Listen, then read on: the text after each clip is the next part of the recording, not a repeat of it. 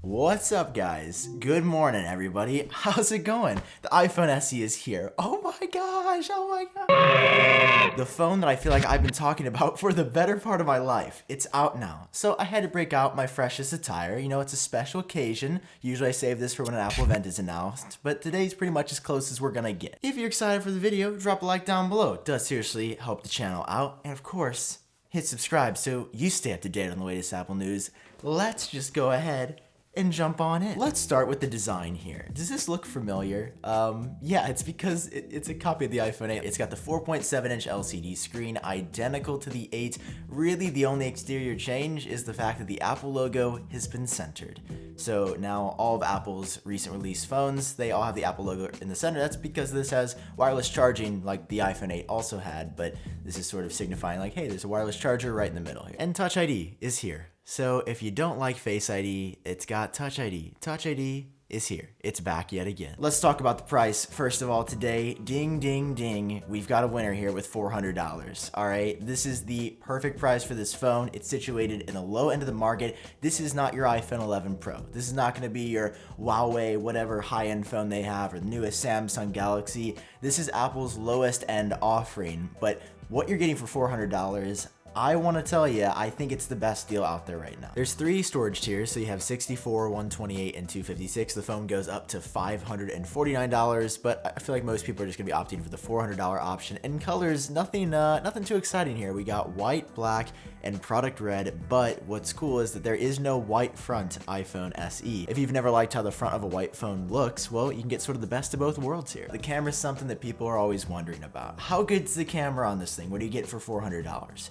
You're getting a direct copy essentially of the camera on the iPhone 11 Pro or the iPhone 11. It's that same standard angle 12 megapixel camera, and it looks really great. As per usual, Apple's included some photos. You know, I have a feeling they planned these out and they weren't just casual strolls in the park for Insta. But there's also portrait mode on here, which was a bit of a surprise. Now, Apple's done this on a single lens iPhone before, but they've really gone all the way to the wall here with this iPhone, including all of the portrait mode effects, so you can mess around with the different lighting and really make your subject look exactly how you want them to. But I doubt this will work on anything other than people. That's been really the rule of thumb in the past. So just one camera here. This is a clear differentiator and probably the differentiator for Apple between highest end 3 cameras, middle tier 2 cameras, and you know, I don't want to spend that much money on my phone. You're just getting 1 camera, bud. Inside though is where I'm most impressed by this phone. There's an A13 processor here.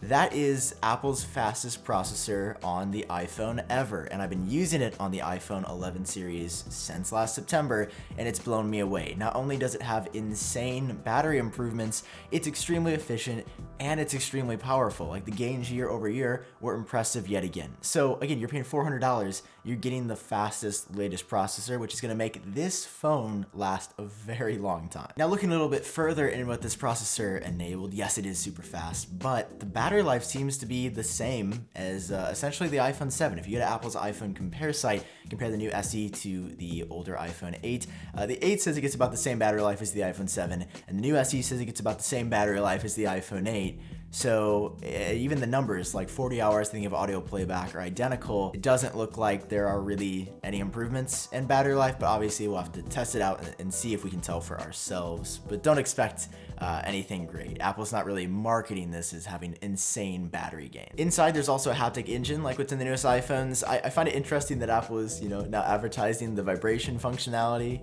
you know, pretty prominently. Just like, I get it, there's not a ton to talk about with this phone, but it is gonna feel very nice and subtle, but also balanced when you get vibrations. That's something that I've seen a lot of Reddit threads about over the years. It's like, wow, I switched to iPhone and I didn't realize how good the vibration was. The Haptic Engine inside is really great. There's a lot of variation in how it can vibrate, and I'm just gonna stop talking about a vibrator before this video gets any weirder. Following that, there's Wi-Fi 6 inside, which is Apple's fastest Wi-Fi standard. I was surprised to see this because while it is in the iPhone 11 series and also on the newest iPad Pro with the dual camera setup, usually that's like a more premium feature that Apple wants you to pay for. Also, like the iPhone 8, we've got the IP67 rating on here, which just means basically up to a meter of water for 30 minutes, and then if some dust blows, you can, like, you know, not feel like your phone's gonna break or explode. It's not gonna get in the circuit board and start beep bop booping your phone to death. Spec-wise, that's really it. The original iPhone SE was a major hit because it was $400 and it checked all the boxes. Apple does that again, and they've just updated it. Rather than the iPhone 5 or 5S design, this time it's the iPhone 8 design. I'm gonna make a wild prediction here. Hold me to this, tweet this at me when we get the iPhone 10 designed SE in about 2022 or 2023, and that'll be the third generation iPhone SE when we've moved on to no-notch iPhones or smaller notch iPhones with even bigger camera LiDAR upgrades. It's gonna be, I think, a recurring trend for Apple because it does really well for the bottom line, and at the end of the day, it's a really good phone. You can order this on 4/17, I believe, starting at 5 a.m. Are you gonna be picking up this phone, supporting Apple during the outbreak that's happening?